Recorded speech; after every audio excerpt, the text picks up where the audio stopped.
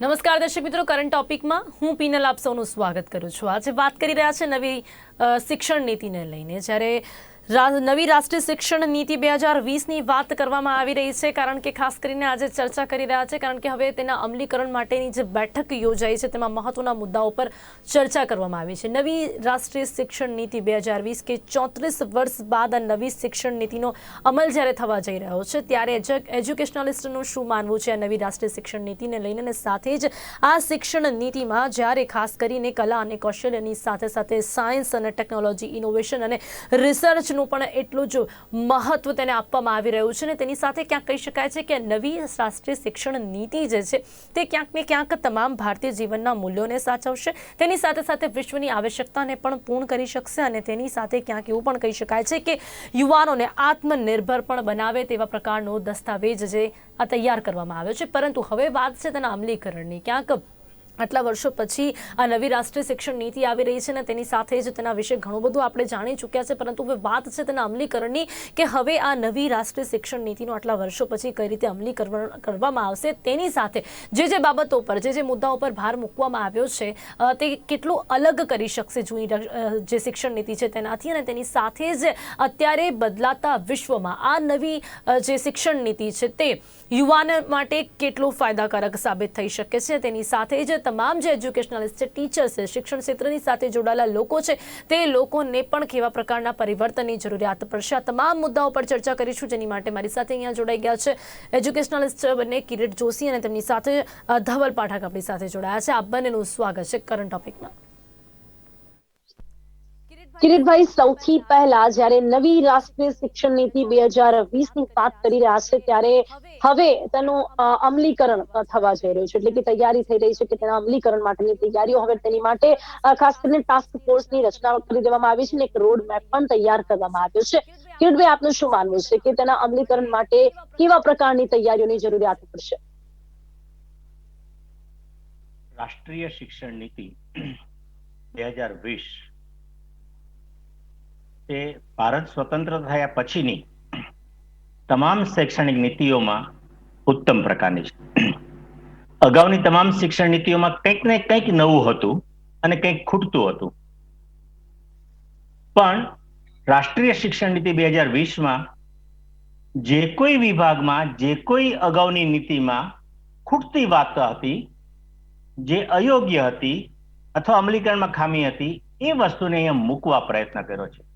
હું એમ કહીશ કે આ રાષ્ટ્રીય શિક્ષણ નીતિ 2020 માટે કોઈ પણ વ્યક્તિએ ટીકા કરવી હોય ને તો એની ટીકા કરવાની કોઈ તક મળે એવું જ નથી, કારણ કે આ નીતિની અંદર સમાજના ઉત્થાનની પણ વાત છે, રાષ્ટ્રના વિકાસની પણ વાત છે, માથાદીઠ આવકનો વધારો કેમ થાય એની પણ વાત છે, રોજગારીની પણ વાત છે, અને શિક્ષણ પ્રણાલીને ગુણવત્તાસભર કેમ બનાવી એની પણ વાત છે।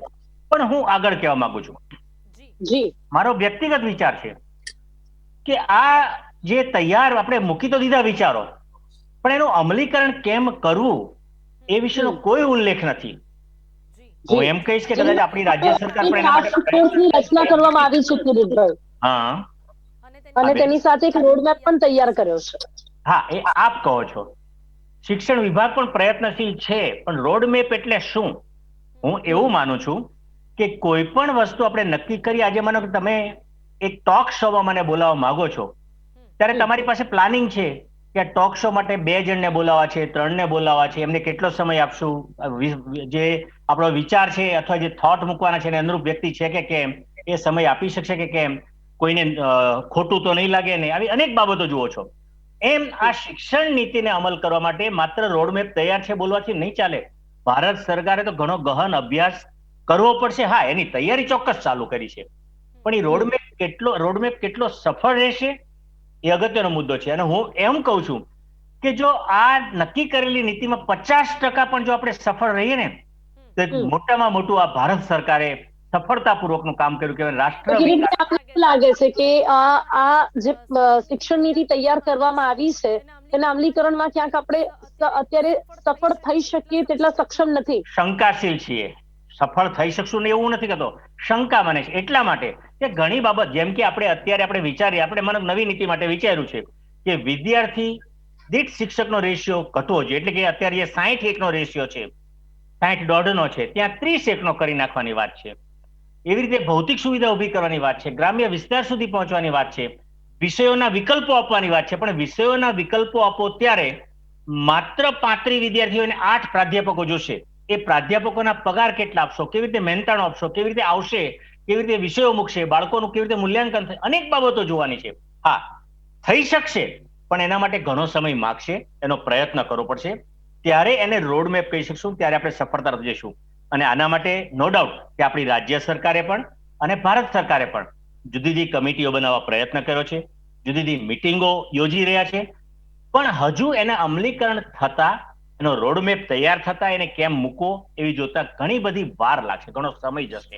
ધવલભાઈ, આપનું શું માનવું છે? કિરીટભાઈ જે વાત કરી રહ્યા છે કે ચોક્કસપણે આ શિક્ષણ નીતિ વિશે જયારે જાણીએ છીએ ત્યારે આપણને લાગે છે કે ક્યાંક ને ક્યાંક આત્મનિર્ભર યુવાઓના નિર્માણ માટેનો દસ્તાવેજ આને કહી શકાય છે. અને સાથે જો આમાં જો 50% પણ આપણને સફળતા મળે તો આ આપણા ભવિષ્ય માટે, તમામ યુવાનોના ભવિષ્ય માટે, બાળકોના ભવિષ્ય માટે ખૂબ જ સારી બાબત થઈ શકે છે. પરંતુ તેના અમલીકરણ માટે, એટલે પ્રોપર અમલીકરણ માટે ક્યાંક શંકાશીલ બાબત લાગે છે કે કઈ રીતે આ અમલીકરણ થઈ શકશે, એવું કિરીટભાઈ જે પ્રકારે જણાવી રહ્યા છે. વાત સાથે આપ સહમત છો ધવલભાઈ? નમસ્કાર. હવે વિશેષ કરીને નવી શિક્ષણ નીતિમાં જો વાત કરીએ તો એમાં જેમ હમણાં જોશી સાહેબે વાત કરી એમ જે શિક્ષક વિદ્યાર્થી રેશિયો વધારવા માટેની વાત હોય કે વર્ગખંડની અંદર વિદ્યાર્થીઓનું જે પણ કઈ સંખ્યા જે છે એ રાખવાની બાબત હોય, આ તમામ બાબતો જે છે એની અંદર ખૂબ સારા પ્રકારના સૂચનો જે છે એ આ નવા શિક્ષણ નીતિની અંદર મૂકવામાં આવ્યા છે. આ એક વાત છે. જે ઇમ્પ્લિમેન્ટેશન કરવાની વાત છે, અને ઇમ્પ્લિમેન્ટેશન કરવા બાબતે સ્વાભાવિક છે કે આપણને આ કક્ષાએ જે છે એ થોડી આપણને શંકા લાગી શકે. પરંતુ આની અંદર જે છે એ આપણે હાલ આપણો ભારત દેશ જે છે એ વિકાસશીલ દેશ છે. એટલે 2022-23, 23-24 થી જે પણ કઈ ઇમ્પ્લિમેન્ટેશન નવી શિક્ષણ નીતિના શરૂ થાય તો એ નો લક્ષ્યાંક હાસિલ કરવા માટેનો જે વર્ષ રાખવામાં આવ્યું છે 2030 અને ત્યારબાદ 2035 થી 36 સુધીનું રાખવામાં આવ્યું છે.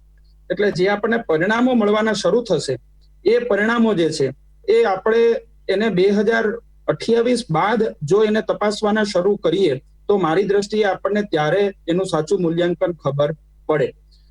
પણ જે ખાસ કરીને નવા સૂચનો અને ખાસ કરીને નવી તરાહ જે છે એ મૂકવામાં આવેલી છે, એની અંદર જે ફેરફાર કરવામાં આવેલો છે એ ખૂબ આવકારદાયક ગણી શકાય.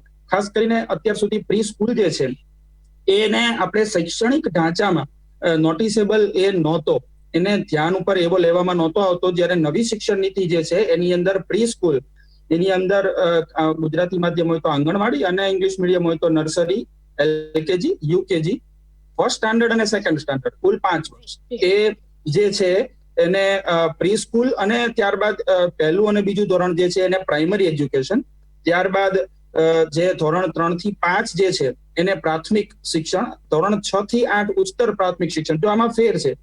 જૂની શિક્ષણ નીતિ અત્યારે મતલબ હાલ જે ચાલુ છે એની અંદર 1 થી 5 જે છે એ આપણે જે છે એ પ્રાથમિક શિક્ષણમાં છે, જ્યારે 6 થી 8 ઉત્તર પ્રાથમિકમાં. જે નવી શિક્ષણ નીતિની અંદર ધોરણ 3 અને 5 એનો મતલબ એવો થયો કે એલકેજી, યુકેજી, પહેલું અને બીજું એને પ્રી સ્કૂલ તેમજ પૂર્વ પ્રાથમિકમાં લીધું. એનો મતલબ એવો થયો કે એની ઉપર વેઇટેજ વધારવામાં આવ્યું છે. અને ખાસ કરીને ધોરણ 9 થી 12 એની અંદર હાલ આપણે આજની જે શિક્ષણ નીતિ અત્યારે હાલ જે તરાહ ચાલુ છે એમાં ધોરણ 9 અને 10 છે માધ્યમિક, અને ધોરણ 11 અને 12 ઉત્તર માધ્યમિકમાં છે. જ્યારે નવી શિક્ષણ નીતિમાં ધોરણ 9 અને 12 જે છે એને માધ્યમિક શિક્ષણના નામે જ કહ્યું છે.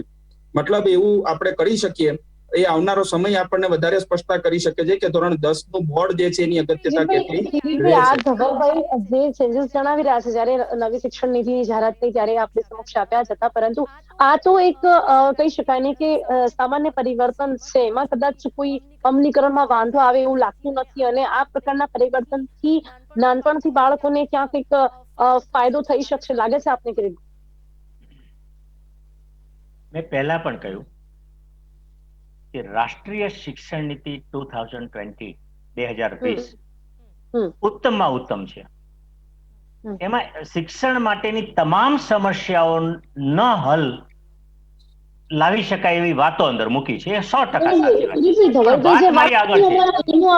એનું અમલીકરણ થવામાં કદાચ મારી કોઈ વાત વાંધો ત્યાં આવે મારી લાગે વાત છે. યસ મારી વાત ત્યાં છે. માનો કે તમે કેજી થી 2 ધોરણ સુધીના પ્રારંભિક શિક્ષણ તરફ જ આપણે વાત કરીએ તો પ્રારંભિક શિક્ષણ જ્યારે આપણે ઊભું કરવા જઈ રહ્યા છીએ ત્યારે એને અનુરૂપ એનો અભ્યાસક્રમ, એને અનુરૂપ શૈક્ષણિક સાધનો, એને અનુરૂપ શિક્ષકોની ભરતી, ભૌતિક સુવિધાઓ, બાળકો માટે જે આજુબાજુનું જે ક્રીડાંગણ ઉભા કરવા, આવી ઘણી બધી બાબતો જોવાની છે. આ મેં તમને બાળ કેળવણીની વાત કરી, પ્રારંભિક શિક્ષણની. તો છેલ્લે આપણે પહોંચીએ ઉચ્ચ શિક્ષણમાં. તો ઉચ્ચ શિક્ષણ માટે તો અનેકવિધ અભ્યાસક્રમ છે, અનેક પ્રકારની લેબો ઊભી કરવાની વાત છે, અનેક પ્રકારના સંશોધનની વાત છે, જે અત્યારે માનો કે આપણે સામાન્ય રીતે હજારોની સંખ્યામાં માત્ર શિક્ષકો ભરવા છે અને છતાં એ મુશ્કેલી આપણા રાજ્યને ને બીજા રાજ્યોને પણ પડી રહી છે.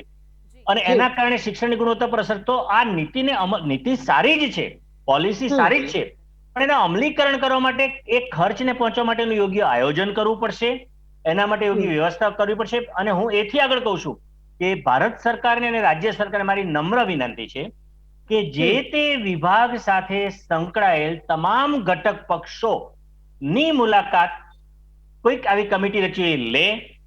જેમ કે હું એમ કહું કે માધ્યમિક શિક્ષણ, તો માધ્યમિક શિક્ષણ સાથે શિક્ષકો સંકળાયા છે, વાલીઓ સંકળાયેલા છે, ગ્રામ્ય વિસ્તાર પણ સંકળાયેલો છે, શહેરી વિસ્તાર પણ સંકળાયેલો છે, ભૌતિક અને ભૌગોલિક સુવિધાઓ પણ સંકળાયેલી છે, અભણ માણસો પણ સંકળાયેલા છે અને ભણેલા પણ સંકળાયેલા. દરેક વ્યક્તિ અંદર આવી જાય છે. આ તમામની મુલાકાત લેવી જોઈએ કે તમને જ્યારે એક 34 વર્ષ બાદ એક નવી શિક્ષણની વાત આવે તો આપને નથી લાગતું કે ગવર્મેન્ટ સરકારે ચોક્કસપણે આના વિશે વિચારણા કરી હશે કે ક્યાંક ને મારી વાત ત્યાં છે, કમિટી ક્યાંક ત્યાં બનાવે, કમિટી જાય, સાંભળે, એમના સૂચનો લે, એ સૂચનોનો અમલ થઈ શકે કે નહીં, સૂચનોનો અમલ કેમ કરવો, અને એનાથી ખરેખર વાસ્તવિક કેટલાક સૂચનો ખોટા પણ હોઈ શકે, કેમ અમલ કરવો, અનેક રીતે આ કરવું પડશે ને એના માટે ઘણો સમય જશે. અમલ થશે, વાર લાગશે, પણ રોડ મેપ એમ કે ઇઝી ગોઈંગ થઈ જાય એવું હું ઇઝી નથી માનતો.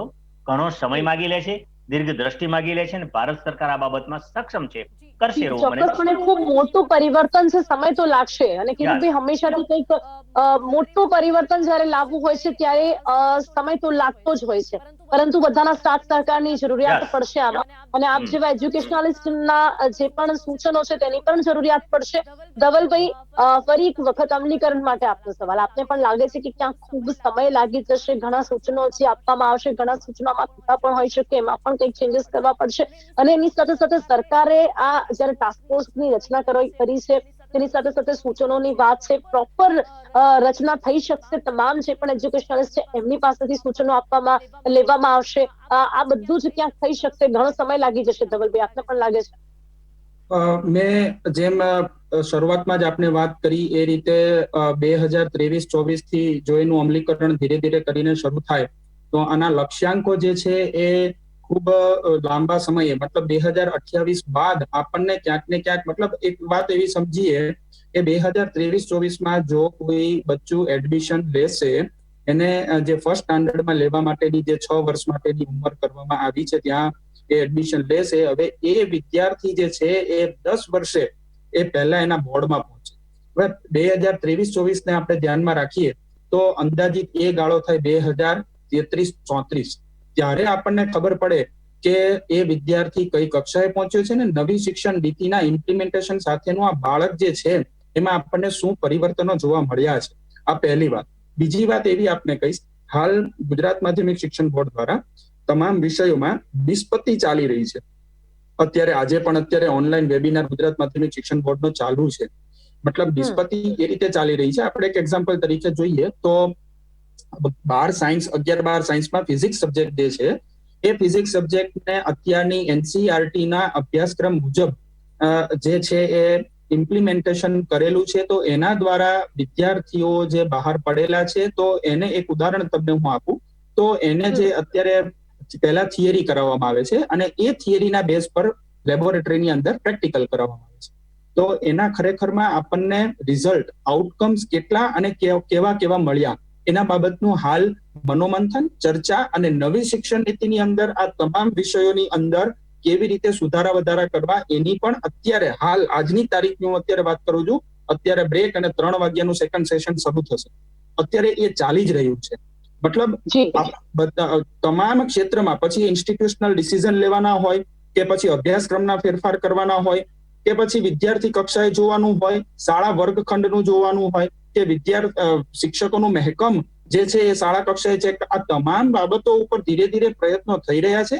હું જોશી સાહેબની વાત જે છે એમની સાથે સહમત છું કે આપણી જોડે અત્યારે માનવ સંસાધન ઓછું છે થોડું.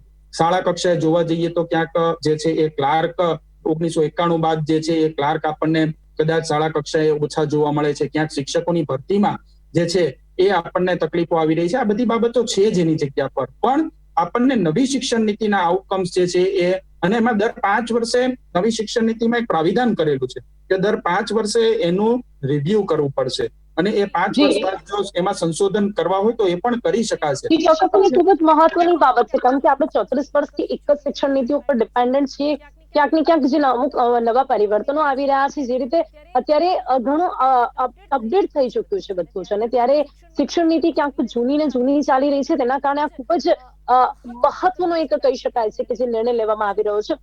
ડોક્ટર કિરીટજી, અત્યારે ખાસ કરીને આ બેઠકની વાત કરવામાં આવે તો એમાં જે મુદ્દાઓ પર ચર્ચા કરવામાં આવી છે, મલ્ટીડિસિપ્લિનરી શિક્ષણ, ગુણવત્તાલક્ષી શિક્ષણ, ઉચ્ચ શિક્ષણમાં આંતરરાષ્ટ્રીય શિક્ષણ સંસ્થાઓ સાથેનો સહયોગ પણ આપણને જોઈશે, એટલે એ મુદ્દાઓ પર પણ ચર્ચા થઈ છે. ચોઇસ બેઝડ ક્રેડિટ સિસ્ટમ અને એની સાથે સાથે મલ્ટિપલ એન્ટ્રી એક્ઝિટ જેવા મુદ્દાઓની ચર્ચા કરવામાં આવી છે. આ મુદ્દાઓ પર આપનું શું માનવું છે? ક્યાંક ને ક્યાંક આ મુદ્દાઓ પર ચર્ચા કરીને કેવા પ્રકારના પરિવર્તનો આવી શકે છે? આપણે ભાગ્યશાળી છીએ કે આપણા વર્તમાન પ્રધાનમંત્રી એક દીર્ઘદ્રષ્ટા પ્રધાનમંત્રી છે. અન્ય દેશોમાં રહેલી સારી બાબતોને આપણા દેશ માટે કઈ રીતે સ્વીકારી શકાય એ તરફ પણ નજર દોડાવે છે, અને રાષ્ટ્રના અંતરિયાળ વિસ્તાર, આદિવાસી વિસ્તાર કે ગ્રામ્ય વિસ્તારમાં શું જરૂરિયાત છે એ તરફ પણ નજર દોડાવે છે. અને આ બધી બાબતોને ધ્યાનમાં લેવાના હેતુથી જ એમણે દરેક ઘટક પક્ષો પાસે લાખોની સંખ્યામાં અભિપ્રાયો મેળવેલા છે અને પછી આ નીતિ ફાઇનલ થઈ છે. એક બહુ મહત્વનો મુદ્દો આ છે. ત્યારે હું એમ કહીશ કે પ્રધાનમંત્રી શ્રી આ જ વસ્તુને આગળ લઈ જવા માટે આવી કમિટીઓ બનાવશે, આગળ નવા નવા વ્યૂ અપનાવશે, ચોક્કસ છે. પણ મારી એક નમ્ર વિનંતી છે કે આજે પણ રાજ્ય સરકાર હોય કે ભારત સરકાર પોતાના બજેટના પૂરા 6% રકમ ફાળવી શકતી નથી. અને જે દેશમાં, જે રાષ્ટ્રને વિકાસ કરવો હોય ત્યાં શિક્ષણ, આરોગ્ય અને સંરક્ષણ આ 3 ઉપર મહત્તમ ધ્યાન આપવું પડે. આ ખર્ચમાં આજે પરિસ્થિતિ એવી છે કે આપણે કોઈ પણ પ્રોજેક્ટ, ચાલો પુલ બાંધવા છે એની પાછળ ખર્ચ ફાળવી દો, બાંધકામ માટે ફાળવી દો, રોડ રસ્તા માટે ફાળવી દો, મંજૂર, પણ શિક્ષણ પાછળ કાપ મૂકી દો. અરે ભાઈ, શિક્ષણ તો અનિવાર્ય છે. શિક્ષણ વ્યવસ્થિત મળશે તો સારો એન્જિનિયર મળશે, શિક્ષણ વ્યવસ્થિત મળશે તો સારો ડોક્ટર મળશે, શિક્ષણ વ્યવસ્થિત મળશે તો રાષ્ટ્રપ્રેમી સામાજિક કાર્યકર મળશે આપણને. આ શિક્ષકોની ભરતી ઉપર આપણે કાપ મૂકીએ, વર્ગખંડો ખોલવા ઉપર આપણે કાપ મૂકીએ, આપણે ભૌતિક સુવિધા ઉપર કાપ મૂકીએ, અને એ જે આપણું બજેટ જે ફાળવવું જોઈએ ઓછું ફાળવીએ. કેટલા અંશે? એમાં તો બજેટ પૂરતું ફાળવવું જોઈએ, ઉપરાંત વધારાની સુવિધા ઊભી કરવા જરૂરિયાત પ્રમાણે કરવી જોઈએ. તો માનનીય પ્રધાનમંત્રીશ્રીનું જે વિઝન છે અને આપણી રાજ્ય સરકાર જે આગળ વધારવા માંગે છે એને આપણે આગળ વધારી શકીશું. આવું એક મારું નમ્ર સૂચન પણ છે. ચોક્કસથી વાત આપની સાચી છે કિરીટભાઈ, અને જે રીતની નવી રાષ્ટ્રીય શિક્ષણ નીતિને આપણે જોઈ રહ્યા છે, જે પ્રકારના મુદ્દાઓ પર ચર્ચા થઈ રહી છે, તે ચર્ચા જોતા લાગે છે, તે મુદ્દાઓને જોતા લાગે છે, તે પરિવર્તનોને જોતા લાગે છે કે ક્યાંક ખૂબ મોટું બજેટ માંગી લેશે. અને ધવલભાઈ, આપનું શું માનવું છે કે જે પ્રકારના મુદ્દાઓ છે અને સાથે નવા અભ્યાસક્રમોની રચના પણ કરવી પડશે, અને જ્યારે તમે રોજગારીને મહત્વ આપી રહ્યા છો તેની સાથે સાથે ક્યાંક કહી શકાય છે કે જે પ્રકારની આ નીતિ છે પહેલાથી જ, એટલે કે ક્યાંક બાળકોને નાનપણથી જ એક વિઝન આપવામાં આવશે કે એ લોકોને કઈ દિશામાં જવું છે. તો આ બધું જ કરવા માટે, અમલીકરણ માટે એવું કહી શકાય છે કે ખૂબ મોટું બજેટ માંગી લેશે. તો રાજ્ય સરકાર એની માટે તૈયાર હશે? ધવલભાઈ, શું લાગે છે આપને? ક્યાંક ને ક્યાંક આ જે બજેટ ફાળવવા માટેનો મુદ્દો છે એ વાત સાથે હું સહમત છું. અને બજેટ જે છે એ આની અંદર જેટલું વધારે ફાળવવામાં આવશે એટલું જે છે એ શિક્ષણની અંદર આપણને નવીનીકરણ, ભૌતિક સુખ સુવિધા સાથે જે છે શિક્ષક વિદ્યાર્થીનું પ્રમાણ, રેશિયો જે છે એ તમામની અંદર ક્યાંક ને ક્યાંક સારા અપડેટ આપણને જોવા મળી શકે છે. પણ હમણાં જેમ આપણે વાત થઈ એ રીતે ભારત જે છે એ વિકાસશીલ દેશ છે, એટલે અને એમાં પણ ખાસ કરીને ભારત દેશની જો આપણે માથા એટલે કે ઉત્તર દિશા બાજુ નજર દોડાવીએ તો ઉપરમાં કાશ્મીર આવે, નીચેની અંદર શ્રીલંકા, LTTI ના એમના પ્રશ્નો આવે, આ બાજુ ચીન, આ બાજુ પાકિસ્તાન, આ બધા પ્રશ્નોની અંદર જે છે એ સરકારને ક્યાંક ને ક્યાંક બજેટ વધારે ફાળવવું હોય તો પણ હું એવું માનું છું કે આ આપણું સંરક્ષણ બજેટ જે છે એની અંદર ફાળવવું વધારે પડે છે અને શિક્ષણની અંદર વધારે ફાળવવું જોઈએ, એ વાત સાથે હું સહમત છું. અને આ બાબતે એમને ક્યાંક ને ક્યાંક ગવર્મેન્ટ લેવલે એમના સરકાર કક્ષાએ પણ આ બાબતે જો આ નવી શિક્ષણ નીતિને વધારે સારી રીતે ઇમ્પ્લિમેન્ટેશન કરવું હશે તો આ બાબતે એમને ચોક્કસથી પગલાઓ બજેટ ફાળવવા માટે લેવા જ પડશે, એમાં કોઈ બે રાય નથી. કેમ કે આપણે જોવા જઈએ તો આની અંદર વોકેશનલ કોર્સ જે છે એ આની અંદર એડ કરવા માટેની વાત કરેલી છે. કરંટ અફેર્સનો ટોપિક મતલબ એનો લેક્ચર દર એ વીકની અંદર એક કમ્પલસરી રાખવા માટેની વાત જે છે નવી શિક્ષણ નીતિમાં કૌશલ્ય સાથે સાથે સાયન્સ, ટેકનોલોજી, ઇનોવેશન આ બધા પર પણ ભાર મૂકવામાં આવ્યો છે. એટલે આ બધું જ ક્યાંક નાનપણથી એની શરૂઆત કરવાની રહેશે, જેની જે ખૂબ મોટું બજેટ માંગી લેશે. તો જી બરાબર છે. તો જી કિરીટભાઈ, અત્યારની જૂની શિક્ષણ નીતિમાં જે બજેટની ફાળવણી કરવામાં આવે છે અને જેટલું અમલીકરણ થઈ શકે છે અને જેટલું બજેટ ખરેખર પહોંચે છે તે જોતા લાગે છે કે નવી શિક્ષણ નીતિ માટેની સરકાર સક્ષમ રહેશે તેની માટે. આપે જે કહ્યું એ પ્રમાણે હાલની જે શિક્ષણ નીતિ છે એ શિક્ષણ નીતિને નવી શિક્ષણ નીતિ મીન્સ કે રાષ્ટ્રએ નવી શિક્ષણ નીતિ જે આપી એ બંને વચ્ચે ઘણો તફાવત છે. રાષ્ટ્રીય શિક્ષણ નીતિ 2020માં એટલા બધા મુદ્દાઓ, એટલી બધી બાબતોનો સમાવેશ છે કે આપણને દિવસે સ્વપ્નાઓ દેખાવા લાગ્યા છે કે ઓહો, આપણું રાષ્ટ્ર આટલું બધું વિકાસ પામશે, આટલું ઉત્તમ શિક્ષણ મળશે, આટલી બધી તકો મળશે, અને દરેક જણ નાનું બાળકથી માંડી શિક્ષણ કમિશનર કે શિક્ષણ મંત્રી સુધીના બધા સ્વપ્નાઓ જોઈ રહ્યા છે અને થાય જ, સ્વાભાવિક છે. પણ એને વાસ્તવિક જ્યારે આપણે જોવા જઈએ ત્યારે કેટલું સાચું હશે, કેવી રીતે થશે વિચારવાનું રહ્યું. હું આપણા રાજ્યની જ વાત કરું કે છેલ્લા 10 વર્ષમાં પ્રાધ્યાપકો શિક્ષકોની ભરતી કરવા માટે વારંવાર પ્રયત્ન થયો છે. માનનીય શિક્ષણ મંત્રીએ ખૂબ હૃદયથી પ્રયત્ન કર્યો છે, પણ સમહાવ નાણાં મંત્રાલય દ્વારા કે રાજ્ય સરકાર દ્વારા કોઈક ને કોઈક કારણસર ત્યાં આર્થિક કરકસરના પગલા આવી જાય અને એના કારણે આ ભરતી અટકી જાય. આ એક સામાન્ય ઉદાહરણ આપ્યું. આવી તો ઘણી બધી બાબતો એવી આવી શકશે કે શિક્ષક વિદ્યાર્થીનું પ્રમાણ, વર્ગખંડની સુવિધા, પ્રમાણસર ગ્રામ્ય વિસ્તારમાં શાળાઓનો વિકાસ, આવી બધી બાબતો તો નવી જ્યારે નીતિ ઉપર જઈ રહ્યા છે.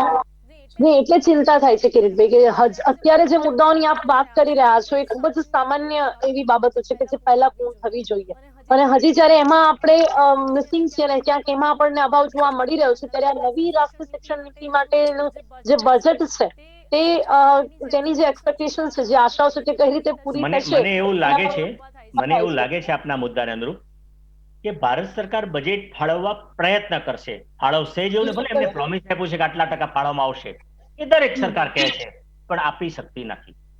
પણ વાત હું એ કહું છું કે સાહેબ, પ્રધાનમંત્રી શ્રી પાસે એક વિઝન છે પબ્લિક પાર્ટનરશિપનું, PPP મોડેલ, અને એને અનુરૂપ એ યોગ્ય દરેક કર્મચારી યોગ્ય રીતે કામ પણ કરે, એમની ફરજોનું પાલન કરે અને એમને યોગ્ય વળતર મળી રહે, અને છતાં ભૌતિક સુવિધાઓ ઊભી થાય. કેટલાક માઇનસ પોઈન્ટ એના છે PPP મોડેલના, પણ પ્લસ પોઈન્ટ ઘણા બધા છે.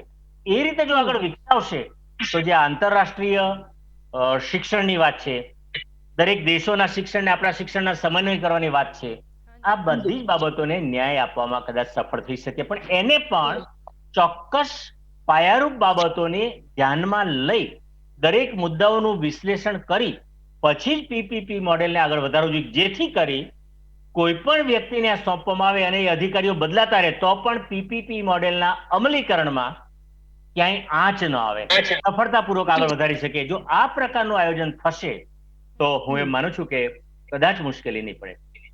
જી ચોક્કસથી, અને આવી જ રીતના સૂચનો મળતા રહેશે, સરકાર સુધી પહોંચતા રહેશે ને ત્યારે જ જઈને ક્યાંક આપણને સફળતા મળી શકશે. ચોક્કસપણે ચિંતાનો વિષય છે જ્યારે જૂની શિક્ષણ નીતિમાં આ પ્રકારની બાબતો જોવા મળતી હોય ત્યારે આ નવી રાષ્ટ્રીય શિક્ષણ નીતિ માટેના જે સપના આપણે જોઈ રહ્યા છે તેને પૂરા કરવામાં ઘણી અડચણો આવશે એવું લાગે છે. પણ સપના તો જોવા જ પડે તો જ સાકાર થાય, ચોક્કસપણે. અને ખાસ કરીને જે રીતે આપે કહ્યું કે વિઝન ખૂબ સારું છે કે ત્યાં સુધી પહોંચવા માટે પ્રયાસો તો કરવા જ પડશે. સમય અહીંયા સમાપ્ત થાય છે. ડોક્ટર કિરીટ જોશી, ધવલ પાઠક છે, આ બંને મારી સાથે ચર્ચામાં જોડાયા તે બદલ આપનો ખૂબ ખૂબ ધન્યવાદ. Thank you so much. તો દર્શક મિત્રો, વાત કરી છે નવી રાષ્ટ્રીય શિક્ષણ નીતિની, પરંતુ આજે ખાસ કરીને વાત કરી છે તેના અમલીકરણ માટેની. અને જે એક ખૂબ ચિંતાનો વિષય અત્યારે એજ્યુકેશનલિસ્ટને લાગે છે, કારણ કે એક કહી શકાય છે કે જ્યારે 34 વર્ષ બાદ આ નીતિ તૈયાર કરવામાં આવી છે ત્યારે તેનું અમલીકરણ કઈ રીતે થશે એ એક મોટો સવાલ છે. પરંતુ તેના માટેના પ્રયાસો થઈ રહ્યા છે. સરકાર પૂરી રીતે કટિબદ્ધ જોવા મળી રહી છે, પરંતુ ખાસ કરીને તમામ જે એજ્યુકેશનલિસ્ટ છે તેમના સૂચનો પણ લેવામાં આવે. ટાસ્ક ફોર્સની જે રચના કરવામાં આવી છે તેમાં જે પણ સૂચનો આપવામાં આવે તે પ્રકાર પરિવર્તન પણ કરવામાં આવે. ને મહત્વની બાબત કે આ પ્રકારની નીતિ ખૂબ મોટું બજેટ માંગી લેશે, તો તેની માટેની પ્રોપર ફાળવણી પણ કરવામાં આવે. અત્યારે કરંટ ટોપિકમાં બસ આટલું જ. ફરીથી મળીશું એક નવા વિષય સાથે. ત્યાં સુધી રજા આપશો. નમસ્કાર.